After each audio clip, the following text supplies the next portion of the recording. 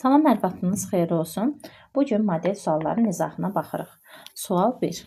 Yaşıl quş mamırının yetkin fərdi yalnız haploid N xromosom dəsti hüceyrələrə malikdirsə, deməli, söhbət erkək yaşıl quş mamırından gedir. Bildiyimiz kimi quş mamırı iki evli bir cinslidir. Dişi fərdin üzərində mayalanma gedir və dişi fərdin üzərində 2N xromosom dəsti zigot yaranır. 2N xromosom dəsti ayaqcıq, qutucuq ancaq dişi bitkidə olur. Erkək bitkidə isə, erkək yaşıl quş mamırında isə başdan ayağa rizoidi də, gövdəsi də, yarpağı da, spermatozoidi də hamısı haploid xromosom dəstinə malik olmuş olur. Ona görə də baxırıq cavablara. Bir cinsiyyət hüceyrəsi qamçılıdır. Əlbəttə ki, erkəkdən söhbət gedirsə bu fikir doğrudur. Bilavasitə ziqotdan əmələ gəlmişdir. Mayalanma erkək bitkidə getmədiyinə görə yanlışdır. Allel genlər cütünə malikdir. Allel gen cütü 2N xromosom dəsti deməkdir. Yoxdur. Bu fərddə mayalanma getmir fikri doğrudur. Cavabımız 1, 4, D variantı olmuş olacaq. Hansı sıralarda X, Y, Z-in göstəriciləri şəkildə təsvir olunan heyvana, yəni hidraya müvafiqdir? X-a mənfi, Y-ə müsbət, Z-ə müsbət yazılıbdır. Baxırıq ki, X-da deyir ki, 3 qatlı orqanizmdir. Bu fikir yanlışdır. Aerob tənəffüsə malikdir. Doğrudur. Qidasının həzmi 2 mərhələdə başa çatır. Həm hüceyrə xarici, həm də hüceyrə daxili həzmdə başa çatmış olur. Demək ki, 1 doğrudur. Çünki X-da çıx, Y-ə plus, Z-ə plus olduğuna görə bu fikir doğrudur. Əlverişli mühitdə ektodermada 4 hüceyrəsi olur. Bu fikir doğrudur, amma bizdə X çıx olduğuna görə bu fikir səhvdir. İki tərəfli simmetriya malikdir fikri. Şüalı simmetriyalı olduğuna görə səhvdir. Ektoderma və endodermada cəmi 6 növ somatik hüceyrəsi olur. Bəli, 4 növ ektodermada, 2 növ endodermada rast gəldiyinə görə cəmi 6 növ somatik hüceyrəsi olur. Bu fikir doğrudur. 2 qatlıdır fikri həm ektoderma, həm endodermadan ibarət olduğuna görə belədir.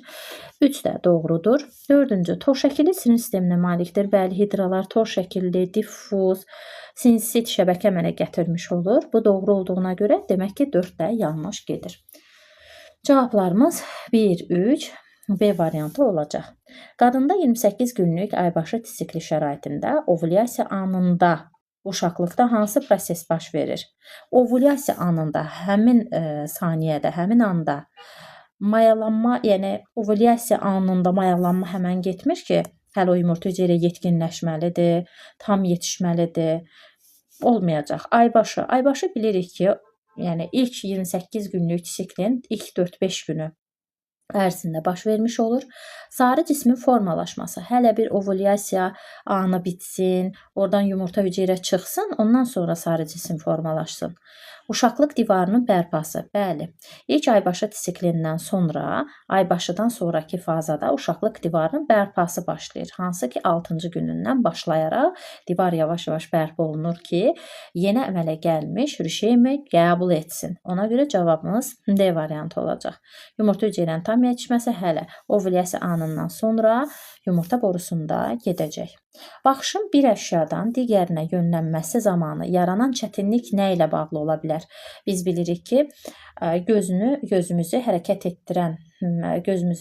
etdirən əzələlərin, mimik əzələlərin, çeynəmə əzələlərinin mərkəzi beyin körpüsündə yerləşir. Demək ki, baş beyin körpüsü zədələnib ki, biz bir əşyadan gözümüzü digər əşyaya doğru çəkə bilmirik.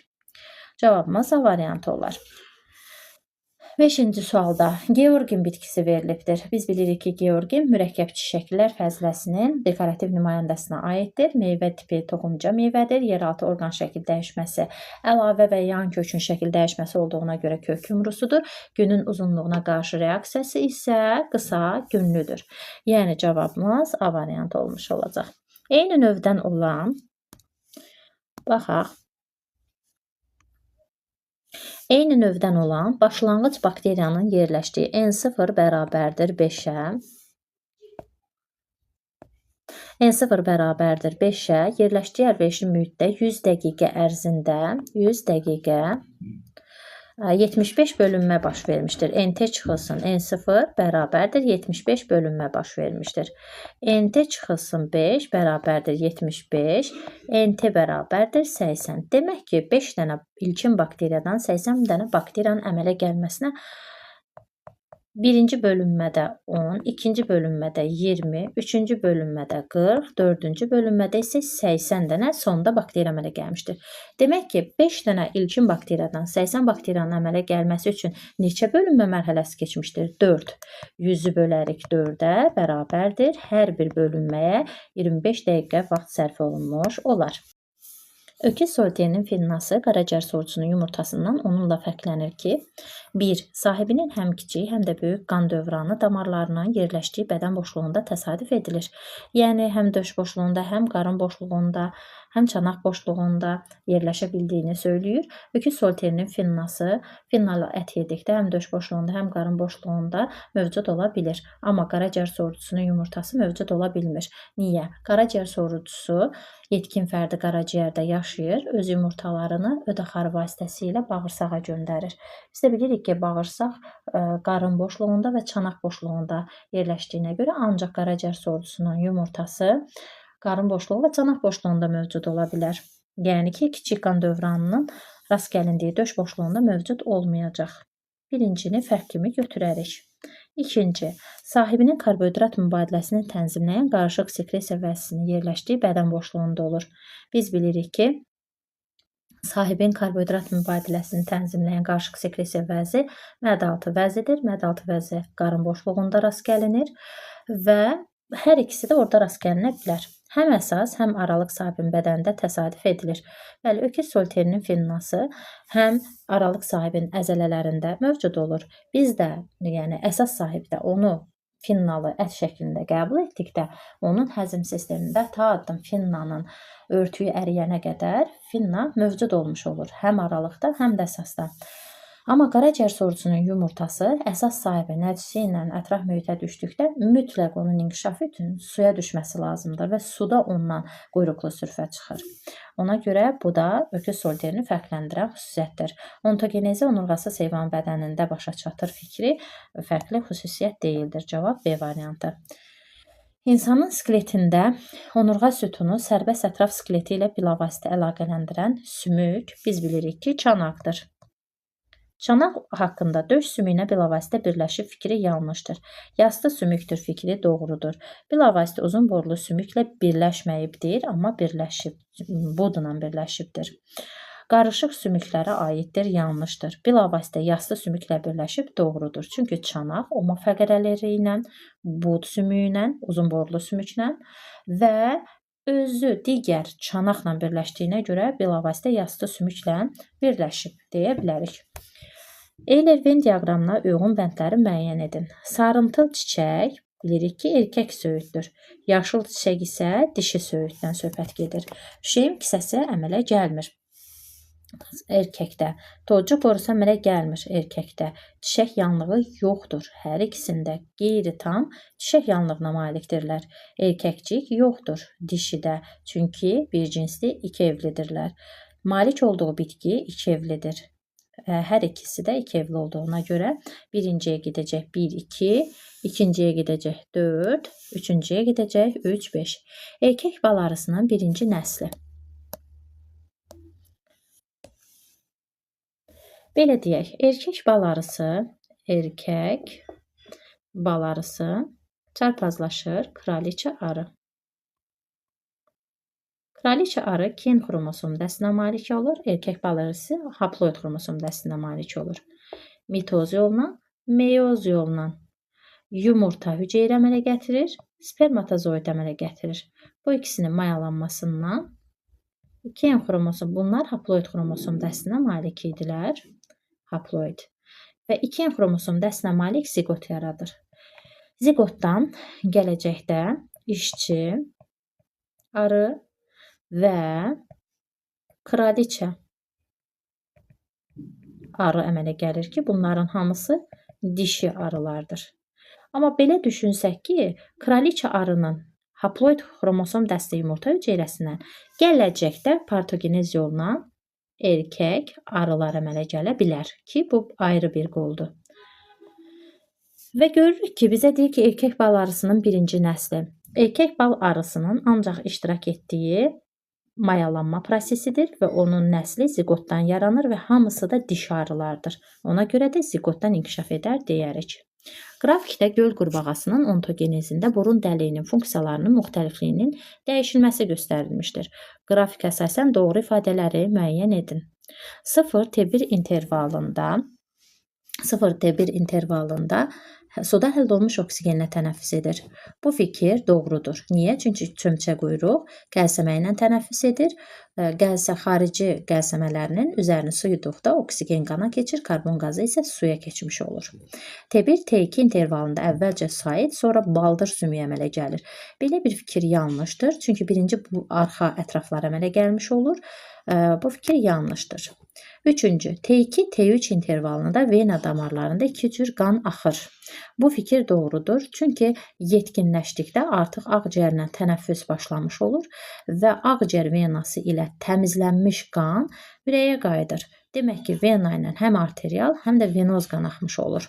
3 də doğrudur. 4-cü, 0T1 intervalında atmosfer havası ilə tənəffüs edir. 0T1-də bu fikir yanlışdır. Çünki dedi ki, qəlsəmə ilə tənəffüs edir. T1, T2 intervalında əvvəlcə baldır, sonra isə bud sümükləri yaranır. Yəni, bud sümüyü yaranmamış necə baldır sümüyü yarana bilər? Bu fikir yanlışdır. Birinci bud, sonra baldır sümüyü yaranır. T2, T3 intervalında həm suda həll olunmuş oksigen, həm də atmosfer havası ilə tənəffüs edir. Bəli, doğrudur. Çünki həm dəri tənəffüs edir, həm ağciyər tənəffüs etdiyinə görə 6-cı fikir də doğrudur. İnsanın boyun nahiyəsində və döş boşluğunda cəmi neçə ədəd daxili sekresiya vəzisi yerləşir? Biz bilirik ki, boyun nahiyəsində 4 dənə qalxana bənzər ətraf vəzi var, 1 dənə 2 paylı qalxana bənzər vəzi və döş boşluğunda da 1 dənə timus vəzisi var. Bu da edir cəmisi 6 dənə. 13-cü sual. Dişi ev iti ilə müqayisədə dişi çöl göyərçininin hansı orqanlar sistemi daha az orqan sayından və orqan müxtəlifliyindən təşkil olunubdur? Biz bilirik ki, çöl göyərçində uçma ilə əlaqədar olaraq bir çox orqanlarda dəyişikliklər baş vermiş, reduksiya uğramışdır. Çöl göyərçində sol yumurtalıq yaxşı inkişaf etmiş, amma sağ yumurtalıq reduksiya uğramışdır. Və ifrazat sistemində isə sidik kisəsi və sidik kanalı yoxdur. Yalnız böyrək və böyrək sidik axarları vardır. Ona görə də cinsiyyət və ifrazat sistemini götürərik. İnsanda qanın qidalı maddələrlə maksimum zənginləşməsindən bilavasitə sonra göstərilən orqanlardan keçməsi ardıcıllığını müəyyən edin. Biz bilirik ki, bağırsaqda, xüsusən də nazik bağırsaqda həzm prosesi nəticəsində xovlardan qida sorulmağa başlayır və bağırsağın ətrafında çoxlu sıx şəbəkə şəklində olan kapillyarlara sorulur. Kapillyarlardan vena damarlarına keçərək ilk olaraq qaraciyərin qapı venası ilə toksinlərdən təmizlənmək üçün qaraciyərə gəlir. Qaraciyərdən toksinlərdən təmizləndikdən sonra qaraciyər venası ilə çıxmış qan ürəyin sağ hissəsinə gedir. Ürəyin sağ hissəsindən isə təmizlənmək üçün ağciyərlərə gedir. 3, 2, 1 cavabımız 14-də D variantı olacaq. 15.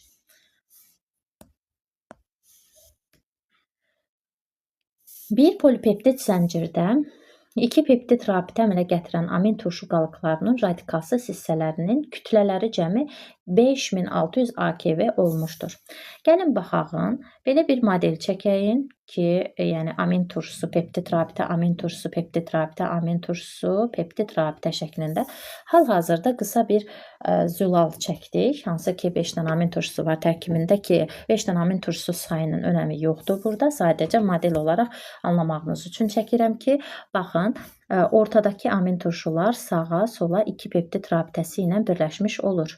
Fikir verirsinizsə, amma kənardakılar bir peptid rabitə ilə birləşmiş olur. Ortadakı amin turşular biz bilirik ki, ortada nə qədər amin turşular varsa, hər birinin kütləsi 110-a bərabərdir. Və radikalın kütləsi də həmişə 54-ə bərabər olur. Əgər biz 110-dan radikalın kütləsi 54-ü çıxsa, 56 ortadakı amin turşularının şərti olaraq funksional qrupunun kütləsi olacaq. Və bizə də ümumi olaraq zülalın zəncirindəki ortadakı bütün amin turşularının funksional qruplarının cəmini 5600 vermişdir. Bölürük 56-ya, tapırıq ki, bu zəncirdə orta hissədə 100 amin turşusuna rast gəlinirmiş. Şəkildə də gördüyünüz kimi kənarda, yəni ortadakı amin turşusunun sayı neçə olur olsun, kənarda 2 dənə amin turşusu olur. Ona görə də 100-ün üstünə 2 qaytararaq onlar 102 dənə amin turşusundan ibarət imiş bu zülal zənciri. Bu polipeptid zəncirin sintezi zamanı genin kodlaşdırıcı hissəsinin transkripsiyası, yazıram transkripsiyası prosesində əmələ gələn su, H2O, molekulların kütləsi, translyasiya prosesində əmələ gələn, translyasiya nəticəsində əmələ gələn suyun kütləsindən, molekulların kütləsindən nə qədər çox olmuşdur? Çıxacaq. Baxın, transkripsiya zamanı 3n-1 qədər su ayrılır. Translyasiya zamanı n-1 qədər su ayrılmış olur. Və biz bunu necə edək? 3-ü vurarıq, 102 çıxarıq 1 bərabərdir. Cavabımız edər 306 çıx 1, 305 edər. Və 102-dən də 1 çıxdıqda bərabərdir 101 edər. Və necə edək? Bunların 305 mol su aldıq burada, 101 mol su aldıq burada. Və su molekulunun bir dənəsinin kütləsi 18 qrama bərabərdir və bunların bizdən fərqini istəyir. Ona görə də birbaşa rahat olsun deyə 305 mol transkripsiya nəticəsinə əmələ gəlmiş sudan 101 mol translyasiya nəticəsinə əmələ gəlmiş suyu çıxarıq. Bərabərdə alarıq 18 vurulsun 204. Cavabımız da edər 3672. Yəni cavabımız olar B variantı. 16-cı suala baxırıq. Xəstənin müayinəsi zamanı onun nazik bağırsaqlarında bitki yağlarının həzminin pozulması aşkar olunmuşdur. Bunun əsasında həkim məadaltı vəznin fəaliyyətinin qüsurlu olduğunu güman etmişdir. Lakin sonrakı analizlər bu vəzi fermentlərinin sintezində heç bir pozulmanın olmadığını göstərmişdir. Bu patologiya bilavasitə nə ilə bağlı olar? Əgər ki, məadaltı vəzində heç bir problem yoxdursa, deməli rahat şəkildə 12 barmaq bağırsağa lipaza fermentini sintez etmiş olur. Amma biz bilirik ki, yağların həzmi yalnız lipazadan asılı deyil. Əlbəttə ki, əsasən lipazadan asılıdır. Amma lipazanı gücləndirən öd turşusunun xüsusi əhəmiyyəti vardır. Çünki öd turşusu ifraz edərək 12 barmaq bağırsağa birinci yağı, yağ damlalarını mexaniki şəkildə hissələrə parçalayır. Həmçinin də lipaza fermentinin aktivliyini dəfələrlə yüksəldir. Nəticədə yağı rahat şəkildə parçalamış olur. Bunun əgər fermentində problem yoxdursa, mütləq ki, ödün əmələ gəlməsində pozulma müşahidə edilmişdir. 16-da cavabımız C variantıdır. Şəkildəki çarpazlaşma sxeminə aid olan fikirləri müəyyən edin. At və eşşəkdən qatır alınmışdır. Hal-hazırda gördüyümüz çarpazlaşma uzaq hibridləşmədir.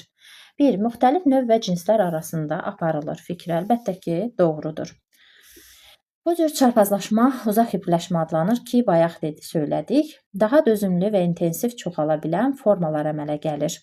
Daha dözümlü sözü ilə çox razıyıq, amma intensiv çoxalan fikri yanlışdır. Çarpazlaşma nəticəsində heterosis effektinə malik dövülsüz formalar yaranır. Bu çox doğrudur. Xromosom dəstlərini 2-3 dəfə artırmaqla dövülsüzlüyü aradan qaldırmaq olar. Bu fikir yanlışdır və bitkilərdə tətbiq edilir. Çarpazlaşdırılan fərdlər arzu olunan təsərrüfat əlamətləri möhkəmləndirilmiş heyvanlardır. Bəli, doğrudur. Heterosis effektini artırmaqla təsərrüfat əlamətləri möhkəmləndirilmiş olur. Cavabımız A variantıdır. 18-ci sualda insanda bir analizatorun iki müxtəlif cür reseptorlardan gələn sinir impulslarını analiz edən paylar hansıdır? Və bu pay hansı fizioloji prosesin formalaşmasında iştirak edir? Biz bilirik ki, gözün torlu qişasında həm kolbacıqlardan, həm də çöpçüklərdən alınmış qıcıqların sinir impulslarına çevirir və ənsə payına doğru göndərmiş olur.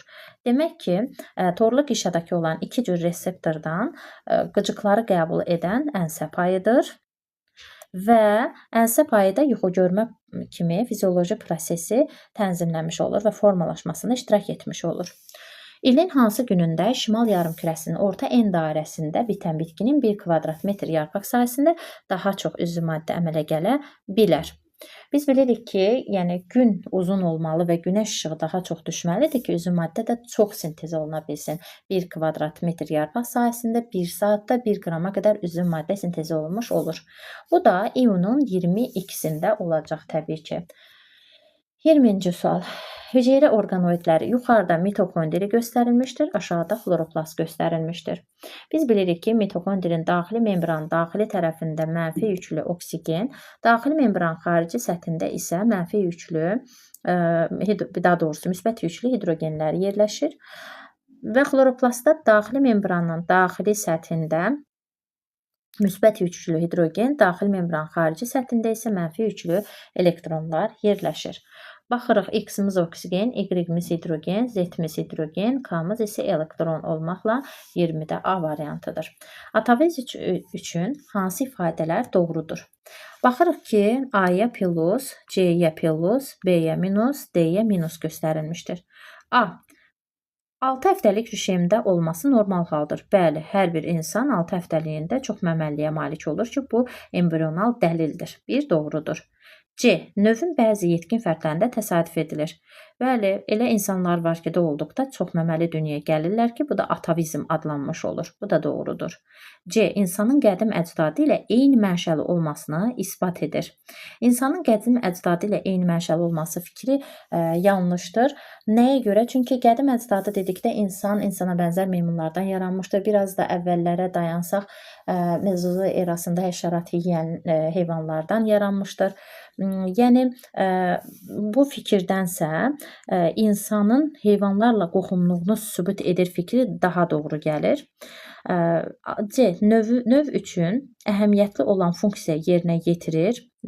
C. Növ üçün əhəmiyyətli olan funksiya yerinə yetirir. Xeyr. Bütün xordalların ontogenezində təsadüf edilir fikri doğrudur. Deməli, cavabımız 1, 2, 5, 6 variantlardan D variantı uyğundur. Hansı heyvanın daxil olduğu sinifin nümayəndələri Lamarckın yaratdığı sistematikada öz əksini tapmamışdır? Təbii ki, onurğalılardan balıq, sürünən, quş məməli var idi, amma suda, quruda yaşayan təsadüf edilmirdi. Kələm bitkisinin çiçəklərini əmələ gətirən struktur elementlərinin sayları cəmi 136-dır. Demək, kələm bitkisi K4, L4, Y4 plus 2, D1 şəklindədir. 4, 4, 4 plus 2 plus 1 bərabərdir 15. Çiçək saplağı və çiçək yatağı nəzərə alsa, struktur elementlərinin sayı 17-yə bərabər olacaq. Əgər bir çiçəkdə 17 struktur elementi varsa, 136 dənə struktur elementi X bərabərdir 8 dənə çiçəkdə olacaq. Və bizə deyir ki, hər bir çiçəkdə rüşeym kisələri əmələ gələn zaman 63 hüceyrə mitoz bölünməyə məruz qalmışdır. Bilirik ki, bir dənə rüşeym kisəsində 7 dənə mitoz baş verir. Bəs 63 dənə mitoz neçə dənə rüşeym kisəsində baş verir? Tapırıq ki, 9 dənə rüşeym kisəsində baş verəcək. Deməli, əlimizdə 8 dənə çiçək, 9 dənə rüşeym kisəsi var. 8 dənə çiçəyi vurduqda 9 dənə rüşeym kisəsinə bərabərdir 72 dənə rüşeym kisəsi olacaq. Və bizə deyir ki, çiçəklərdə mayalanmada bilavasitə iştirak edən qametlərin autosom xromosomlarının saylarının cəmi əmələ gələn ziqotlardakı autosom xromosom saylarının cəmindən nə qədər çox olar? Və kələm bitkisinin 2n bərabərdir 18 xromosomlu olduğunu bildirir. Əvvəlcə tapaq ki, qametin xromosom dəsti 9, autosom xromosom dəsti isə 8-dir. Və bir rüşeym kisəsində mayalanmada, 2 qat mayalanmada 3 qamet iştirak edir. İkisi spermi, biri isə yumurta hüceyrə olmaqla.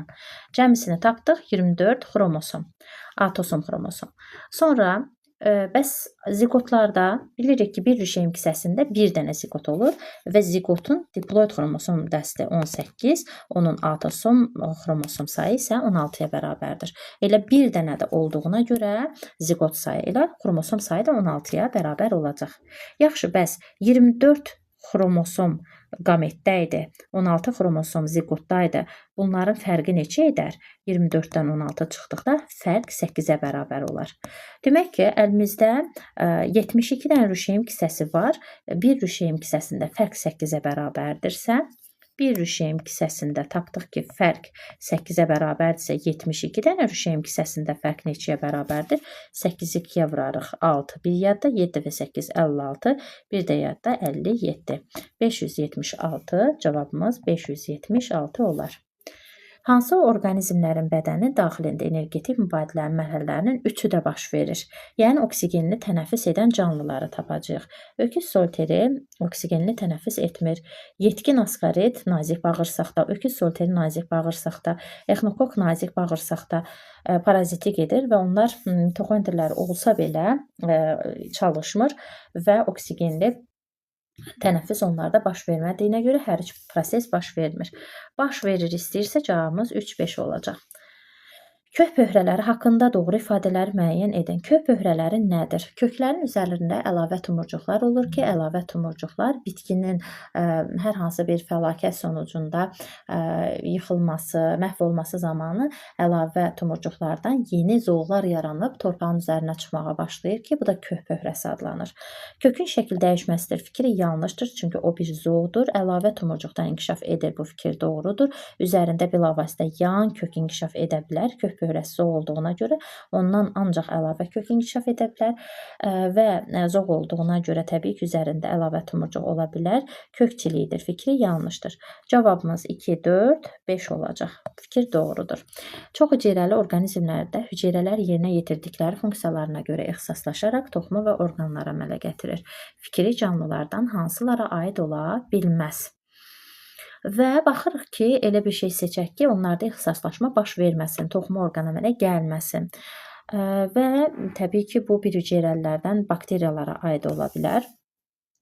Və baxırıq ki, xloroplast və xromatofordan məhrum, lakin xlorofili olanlara, yəni bakteriyalara aid ola bilər.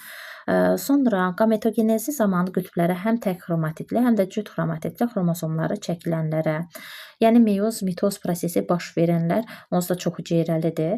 Ona görə də bu ola bilməz. Plazmidlərə malik olanlar bu bakteriyalara aiddir.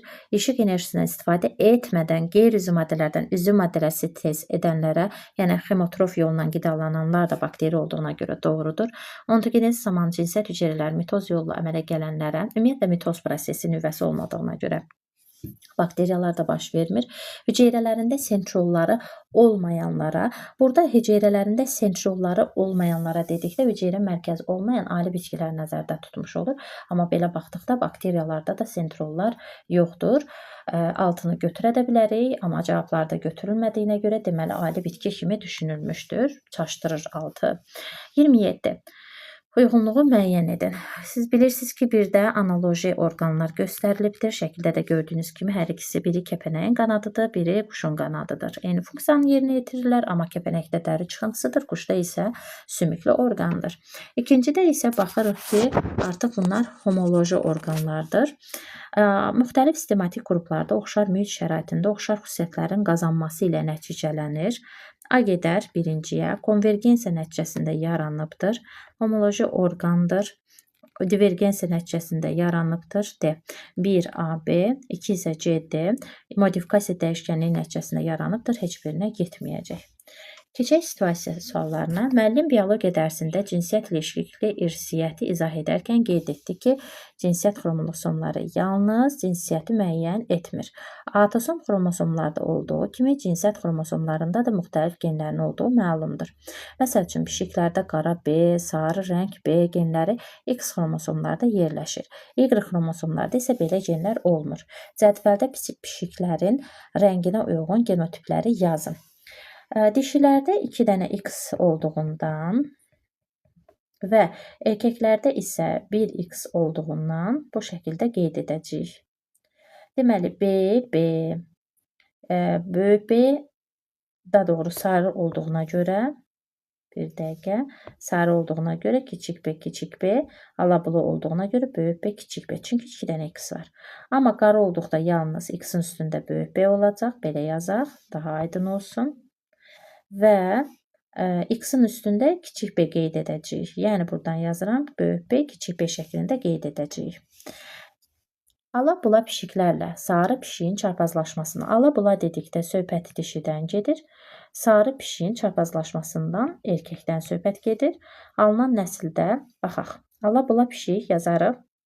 X böyük B, X kiçik B çarpazlaşdırılır. X kiçik B, Y ilə. Çarpazlaşdırdıqda X böyük B, X kiçik B, X böyük B, Y, sonra X kiçik B, X kiçik B və X kiçik B, Y alınmış olur. Alınmasından həm genotipə, həm də fenotipə görə parçalanma nisbətini müəyyən edir. Baxırıq ki, bu ayrı genotip, bu ayrı genotip, bu ayrı genotip, bu ayrı genotip. Yəni genotip olaraq genotiplərin hər biri bir-birindən ayrı olduğuna görə hər birindən 4 dənə ümumilikdə genotip var. Fenotip nisbəti isə, məsəl üçün, bu ala-bula dişi pişikdir. Erkək pişikdir qara rəngdə. Sarı rəngdə dişi pişikdir. Sarı rəngdə erkək pişikdir. Ona görə də fenotip nisbəti 1-in 1-ə, 1-ə, 1-ə olacaq. Erkək pişiklərin rənginin ala-bula olmamasının səbəbini izah edin. Çünki erkək pişiklərdə X, Y cinsiyyət xromosomlarına malikdir və ala-bula olması üçün bilirik ki, bu gen sırf olaraq X xromosomu ilə nəslə keçmiş olur və bir X xromosomu olduğuna görə ya kiçik B sarı geninə malik olacaq, ya böyük B qara geninə malik olmuş olacaq. Buna görə də hər ikisi bir yerdə ola bilmədiyinə görə ala-bula erkəklər də dünyaya gələ bilməyəcək.